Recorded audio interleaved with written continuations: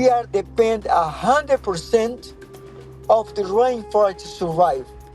The rainforest for us represent the life, represent the future, because it's a place where we can find peace, harmony, where our people used to live from immemorial time.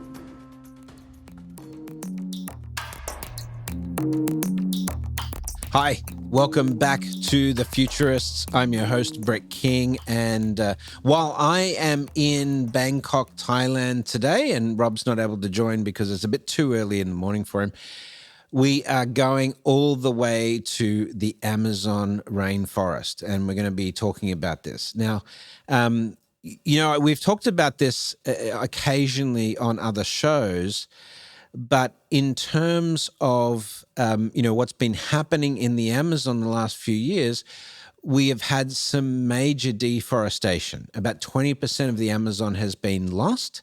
That's eliminated thousands of species of wildlife and plants. It's put the lives of local communities at risk. It's really, the Amazon is one of nature's most important tools in storing carbon and staving off the climate crisis. It holds around 150 billion tons of carbon, which would otherwise be released into the atmosphere in the form of carbon dioxide emissions. If we lose just another 5% of the Amazon, it could have a run-on effect, which could deforest half of the Amazon and have severe consequences for the planet. So this is why this week we're very privileged to have with us a representative of the Yinanawa tribe or community in the Amazon. His name is Chief Tashka. Chief Tashka, welcome to The Futurists. Thank you very much for giving me the space to give a voice straight from the heart of Amazon to talk about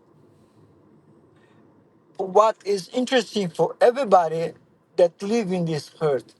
I used to say Amazon not just belong to Brazil, but the Amazon belong to the whole community because we all depend of Amazon for have pure air, for have rain, for have many beautiful things that she gave it to us. And we used to say we are guardian of the Amazon. Also, we invited people to be guardian of the Amazon. So, Chief Yawanawa, you're in a place called Acre in Brazil.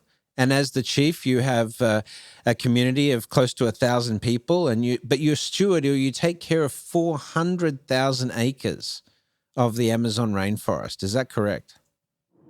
Exactly. We Yawanawa live in the Yawanawa territory, which is 200,000 hectares of the land.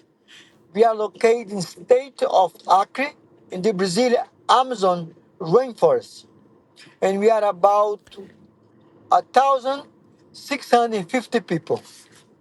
Well, that's quite a group.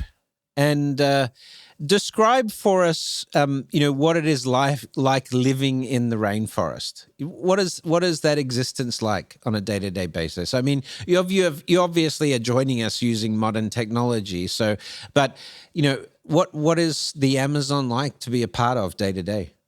Well, like I just back yesterday for the community.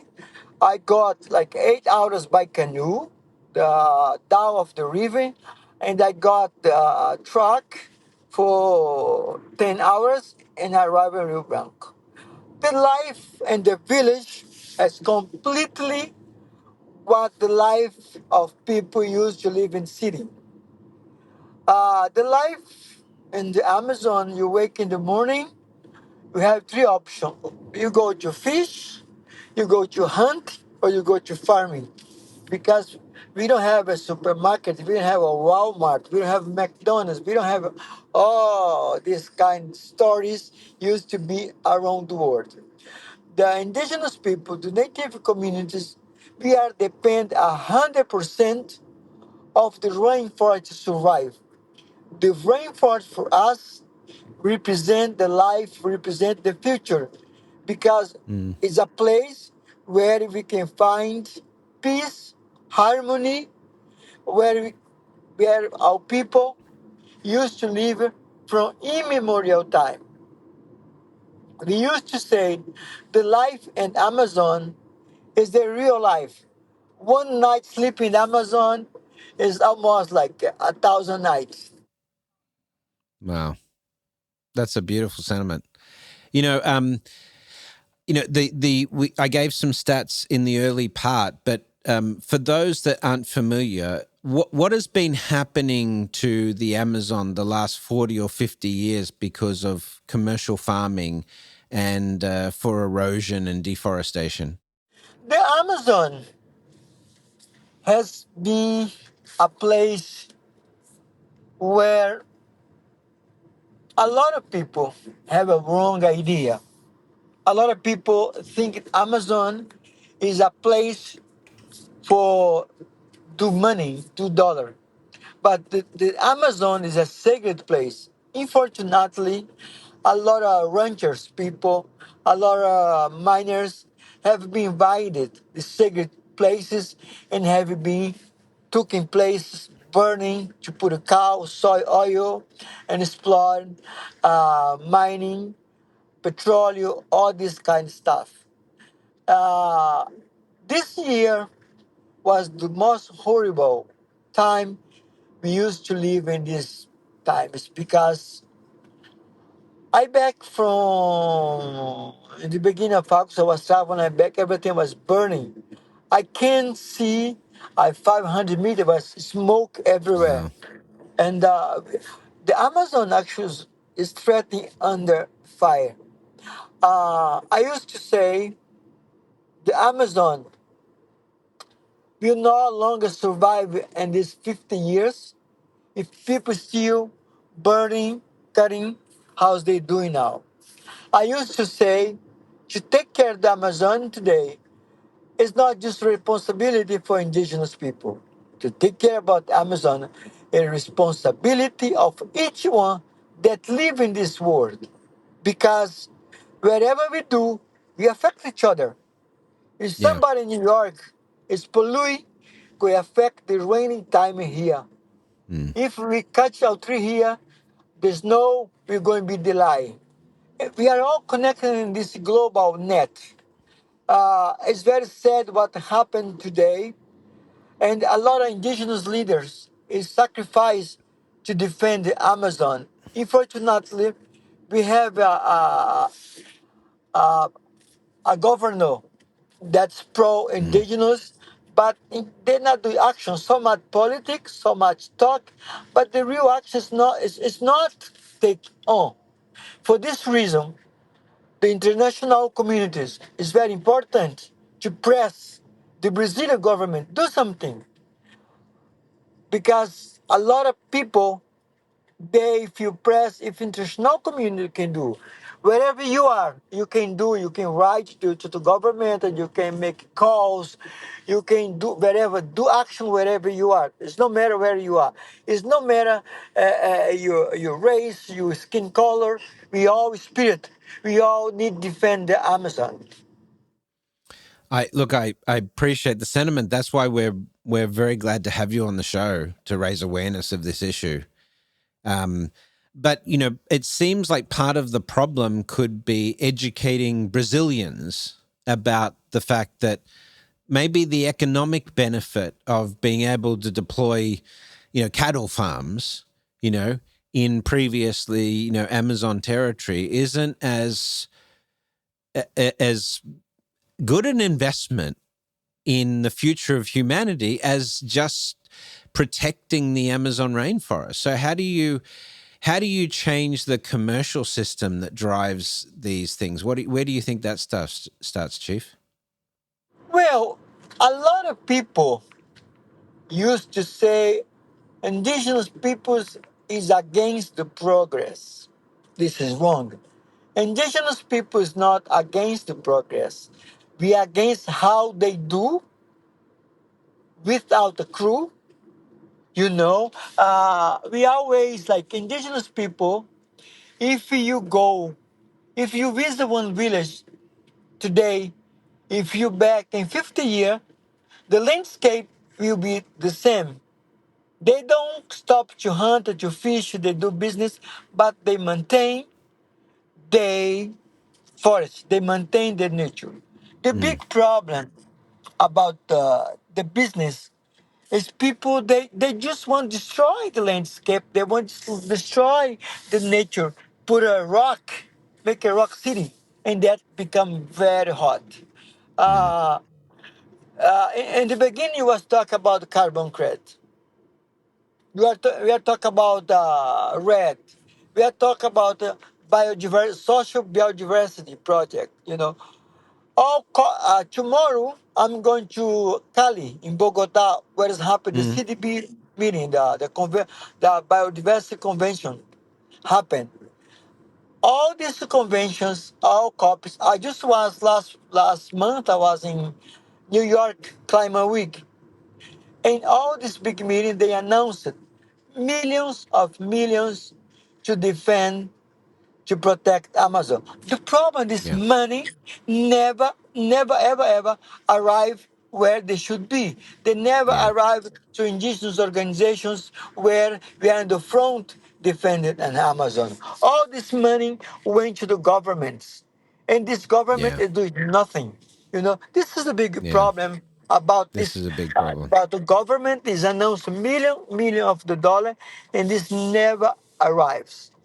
uh, like I'm going tomorrow, I'm going to see a lot of announcement. I say, guys, stop and doing that. Help support straight indigenous people, because if somebody want to see the difference in the world, they really want to see the rainforest, the nature protected by support straight indigenous people. Stop Yeah. support the government, because this money never go to the field where the real need should be. So let's, Chief Tashka, let's talk about the effects of climate change that you've already seen on the Amazon. How have you noticed, as an indigenous people, how have you noticed Amazon adapting to climate change for those people who are skeptical of those changes? Well, indigenous people are the most people affected by climate change. Like this year, in January of this year, here in the Amazon, I'm said Amazon in general, including Acre, was a lot of rain. We have the biggest flood we didn't have it before. We lost a lot of little animals. We lost canoes. We lost our farmer. We lost a lot of things in January. But start from June, we have the most dry season. The rivers dry, everything is dry. This is part of climate change. This is Yeah. what it confronts right now. Who's more affected by it? And this is not going to change today. This is not going to change tomorrow. This going to take some time to really get the real result about it. The climate change, we see, we feel every day in our life. It's not in theory, it's a practical thing. For this reason, Mm. we are living what we call adaptation. We need to, we need to see how we can survive with big floods, big dry season, where we never see before. Yeah. So, I mean, is there a concept of climate change within your people's culture, or is this like the first time that your culture has experienced this type of thing? No, we never ever have things like happen today. This is something really new, and we need to prepare. Otherwise, we can disappear. We need to take serious about. Like in UN, I visit some friends. I met some leaders. They say, Tashka, we don't have a country anymore because ice become water and destroy our country. Yeah. And future, we can have the Amazon become a big desert if not take care about. This is all Yeah. scared about. We have so many rivers getting dry. Like in here is a lot of humid, but there's so much dry. A lot of place getting fired by the self or by the nature. We are, the world crisis is really what happened today here in the Amazon. But we never lost the hope because indigenous people like us, myself, we are always on front of line, traveling, try creating consciousness to the people, try create a one to people, especially who takes decision, going to the copies, going to the CDB's meeting, say, hello guys, let's take action, because we are need to leave a legacy here. What kind of legacy? Which one of Mm. us is leaving for the future? We still have the rainforest. We still have nature here because somebody in the past was working now. What we're doing today going to be the echo forever. Like Julius Caesar, the emperor say, whatever we do today, going to be echo forever. Or be nothing. Yeah. I mean, I don't think humanity is ready for a world without the Amazon. I don't think that's a concept that we should realistically even consider. I mean, what is holding it back? If it's just finances, like why would that be as important? Why would be, corporate returns as important as saving the Amazon? I mean, this is my view, but I know there's other people that have a slightly different view of the situation, but I can't understand that personally. In terms of the longer term prospects for your people, how have you had to think about the future of your people because of these changes that you're experiencing? How does that how does that reflect in your service to the community as a chief? Well, let's say a lot of people can take action wherever they are. It's no matter you are in London today, you are in Hong Kong, or you are in Amazon, wherever you are, you can make the difference supporting this cause. Wherever you buy from the supermarket, the wood you buy is certified for who? Because I think in this 21st century, people should take more responsibility what they buy because Mm, when they buy something, they need to know what kind of product they pay for and what kind the benefits the product that people buy is given back to the people and to the planet. When the people yeah. start think about we're going to change the merchandising, we're going to change the Wall Street, that going to be a revolutionary action. Because today, people just buy things, they don't care if slave work in China, India, and Amazon, and Peru. People they just want to buy. They want to buy cheaper. And the most cheaper is more slave work. And I think Well, we need so to change that mentality. yeah, Chief Tashka, I want to talk about that because I want to talk about what you witnessed in your younger years. But can we just take a quick break, and Sure, no problem. I'll we definitely need to get into that story. Thank you. All right, you're Wonderful. listening to The Futurists. We're with the chief of the Yawanawa people, based in Acre, Brazil. And that is Chief Tashka Yawanawa. We'll be right back after this quick break. Provoke Media is proud to sponsor, produce, and support the Futurist podcast. Provoke.fm is a global podcast network and content creation company with the world's leading fintech podcast and radio show, Breaking Banks. And of course, its spin-off podcast, Breaking Banks Europe, Breaking Banks Asia Pacific. But we also produce the official Finovate podcast, Tech on Reg, and Emerge Everywhere, the podcast of the Financial Health Network. For information about all our podcasts, go to provoke.fm or check out Breaking Banks, the world's #1 fintech podcast and radio show. And I am back. We are back in the studio for the Futurists. And we have a really interesting guest that we've been talking to today. So we are speaking to Chief Tashka Yawanawa. He's the chief of the Yawanawa people in Acre, Brazil.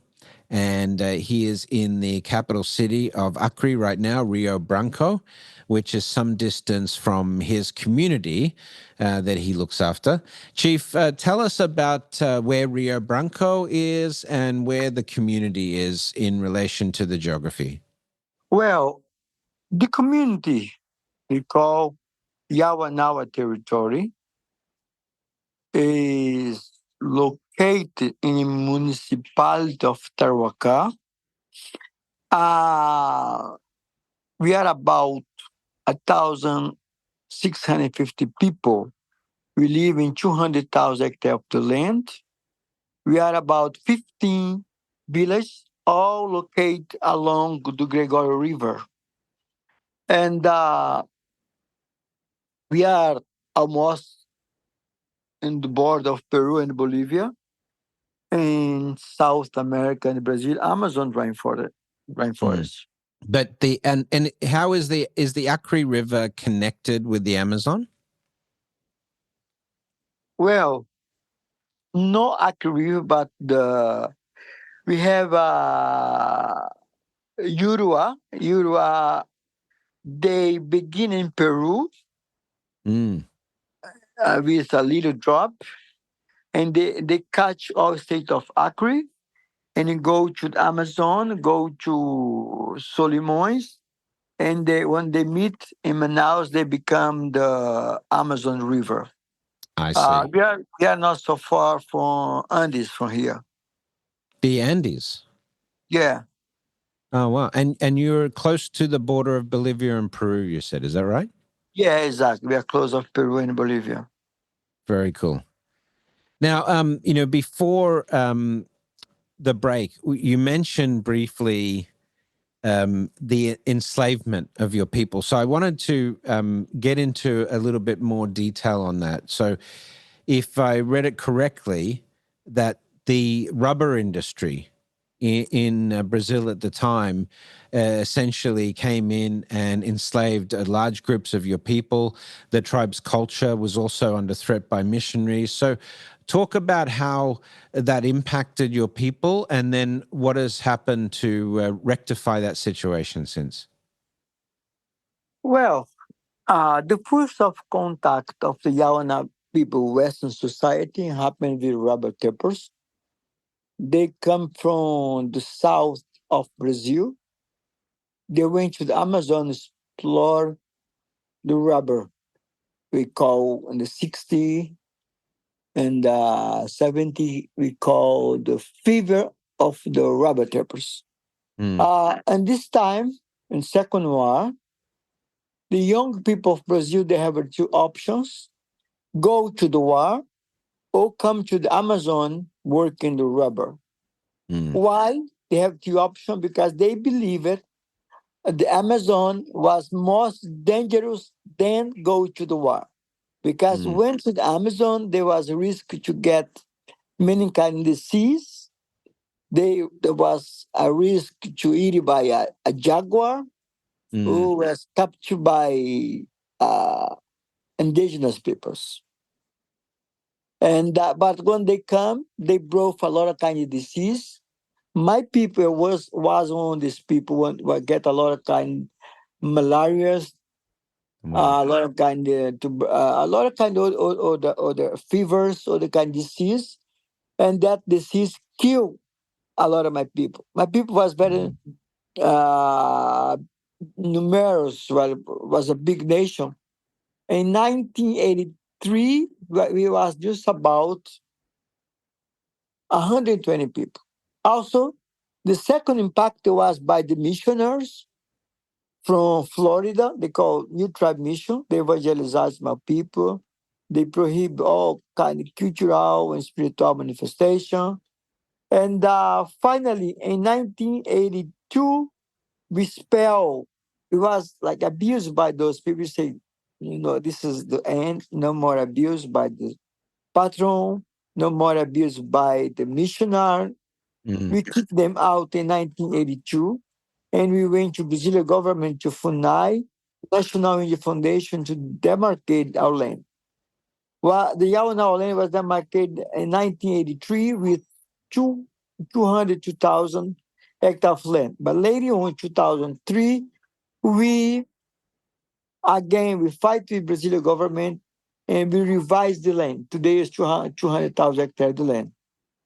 Well, what we learned from that is people, the rebel tapers, the missionary, they was all against us.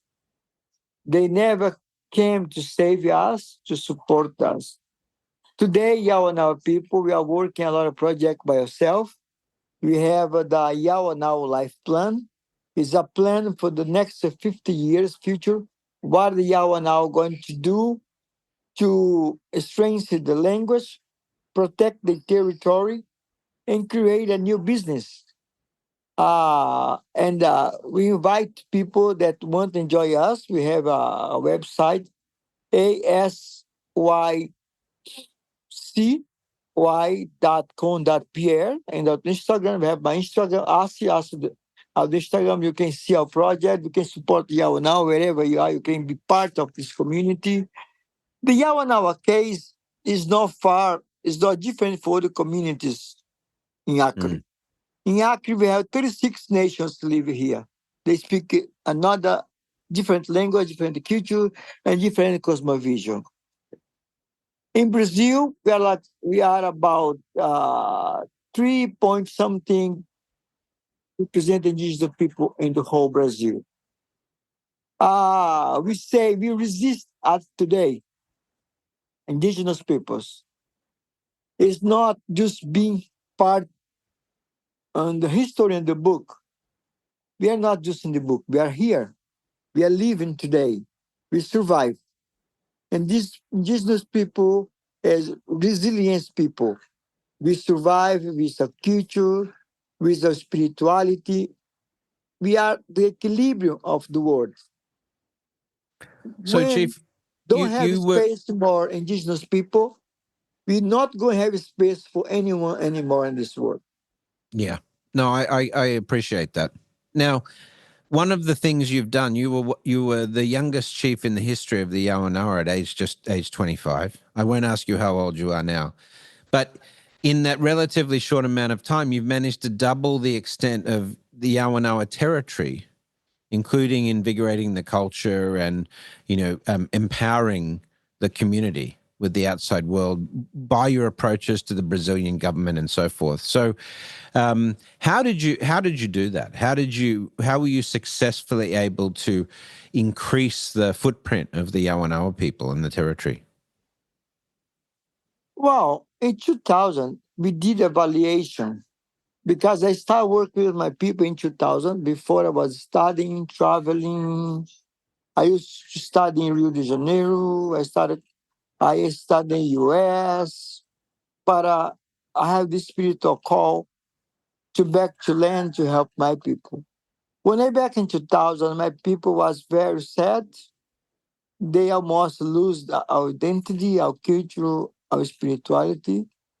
And they call I didn't show space to work, but was people like a zombie. They don't have a hope. And we do the three specific philosophical evaluation. Who was Yawanao in the past? What we eat, what we believe, how we paint, how we live as a Yawanao. And after the contact, after Western Robert Trappist contact, after missionary, how how we are today, what we Mm. lost, what we have, and what kind of people we want to be in the future. After this evaluation, we stop the whole things. We dedicate a week to celebrate the Yawanao culture, Yawanao cultural and spiritual manifestation. Mm. And that united the whole Yawanao with the same goals. Uniting, we did a lot of steps where if we was not united, it was impossible to do. All we got, we have a vision to produce without destroying. Continue as indigenous people using a way to live without cause damage, without cause destruction to the Mother Earth. This, So, Chief, I think this the fact that you've been able to make some progress on that front has been phenomenal. But when you talk about the indigenous traditions and bringing back the culture of the Yawanawa people, how is it passed down, the history of the Yawanawa people and the storytelling? How does that work in terms of remembering your history and remembering? Because you mentioned before that this is the first time your people have experienced the effects of climate change in the history of the people. So tell me about the storytelling and how that passes down the history. well, I used to say indigenous song, pray, they renew every morning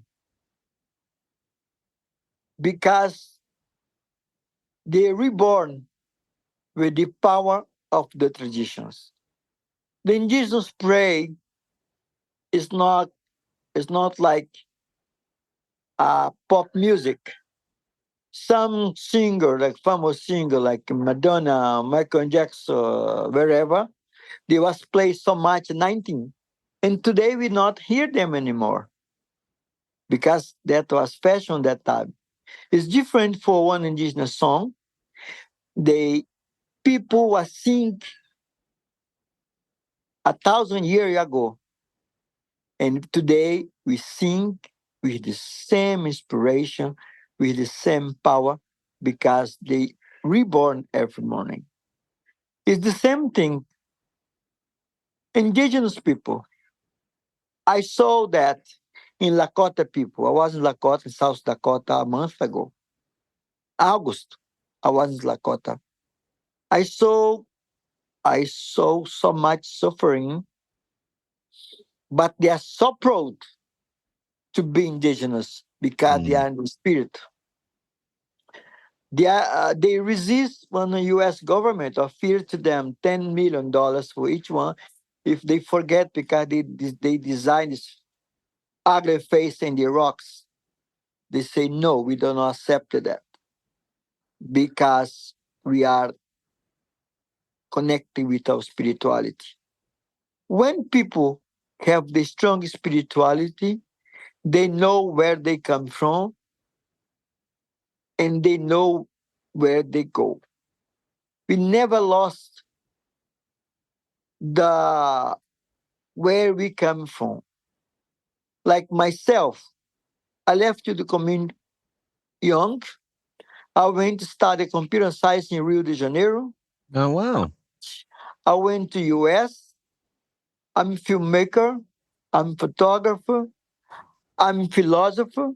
But I never lost my connection where I come from. I never. I live in US. I live in many places.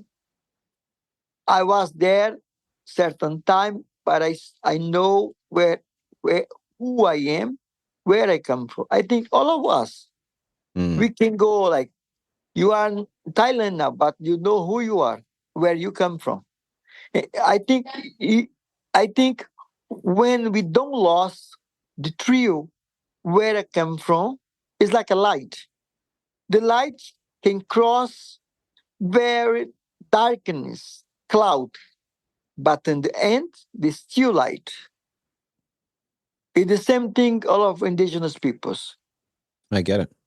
So, Chief, what we like to do on this show is we like to talk about the future. So, I want you to try and think out based on what you're seeing right now and think out in 20 years or 30 years. What do you think the future will be like for the Yawanawa people? And what do you think the Amazon will be like then? What do you hope for? This year, when we finish the Yawanawa week of celebration of the song, prayer, art, healing, cultural and spiritual manifestation, we call Mariri Yawanawa, which happened in August. 2025, I was so emotionally touched by the young people. I saw a lot of young people take over and make things happen. And I repeat the word of my daddy in 2005 when he sold the whole Yawanawa painting, the whole Yawanawa dress like in tradition, and he say, "Today I can die happy," Yeah. because I was very sad. I was sad because I was feeling my people was lost. They don't have a future. But now I can see they found it, the path where they come from and where they're going. I repeat this word, August 25, when I was finished the celebration, say, "Hi, everybody. I want to repeat the word of my daddy. He said this in 2005. And now I'm saying, and I took his place after he passed. He passed after that. I'm using his word to say, the future is not static. They are not a rock. They adapt to the space and the time to survive. Uh, I used to say again, when we not have space for indigenous people, we're not going to have space for nobody. Because indigenous peoples is an equilibrium of the Mother Earth. And we Yeah. cannot lose that. Gives us that balance. And there's so many secrets that are left in the Amazon that can help humanity in the future. There's so many potential cures for diseases and knowledge that we have. And right now, I don't know if you've seen this, Chief, but we are looking at the Amazon in a new way using technologies like LiDAR, and we can see so much of hidden culture that is in the Amazon. Some of the old ruins of old civilizations and cities that existed here before. So there's a lot still to learn about the Amazon, isn't there? Well, the Amazon is a place where we still have a lot of knowledge that we didn't share yet because people don't want to listen to us. When people stop and listen to us, we have so much to share and learn. I understand. Well, Chief, it's been wonderful to have you on the show. We appreciate you sharing with us, Chief Tashka, of what it's like to live in the Amazon and how we can all help. But just so if everyone's listening today, what do you suggest that they do to assist the Indigenous people? What's the best thing that we can do from here? First, try to be involved with the cause of indigenous people. If you want to support the Yawanawa Life Plan, if you want to support Yawanawa people, we have Instagram, we have our site. You can make a big difference wherever you are. If you're in the US, in Thailand, the Yawanawa need you to be involved in this cause, which is cause of everybody and not just for the Yawanawa. And I think the international community is so important. Embrace to the Amazon, protect the Amazon, because Amazon not just belong one people, belong to the whole international. And what's your website, Chief? You mentioned your website earlier. What's your website? Yeah, our website is asty.org.br. Okay. So we will send this out on our social media as well for our listeners. Thank you, Chief, for spending some time with us. We'll let you get back to your family. I understand you've got a couple of daughters, don't you? Yeah, we do daughter. Yeah, Luna and Kenny. Yeah, Kenny. So please give them our regards as well, and thank them Thank for you. letting us borrow your time for today, and tell us about life in the Amazon. Thank you. Oh, thank you. Bye bye, everybody. That's it for this week's show on the Futurists. This was a very interesting show. I hope you guys enjoyed it. It's a little bit different from the shows we do normally, but I thought, given we've been talking about the Amazon recently, it's good to have a report from on the ground. So let us know what else you'd like us to cover on the show, and don't forget to give a shout out to the folks at Provoke Media who help us put the show together every week, including Lisbeth Severance and Kevin Hersham, Sylvie Johnson, John, JP, and the team, and Jason. I gotta remember Jason as well. That's it for the Futurists this week. We'll see you guys in the future. Well, that's it for the Futurists this week. If you like the show, we sure hope you did. Please subscribe and share it with the people in your community. And don't forget to leave us a 5-star review. That really helps other people find the show. And you can ping us anytime on Instagram and Twitter at Futurist Podcast for the folks that you'd like to see on the show or the questions that you'd like us to ask. Thanks for joining. And as always, we'll see you in the future.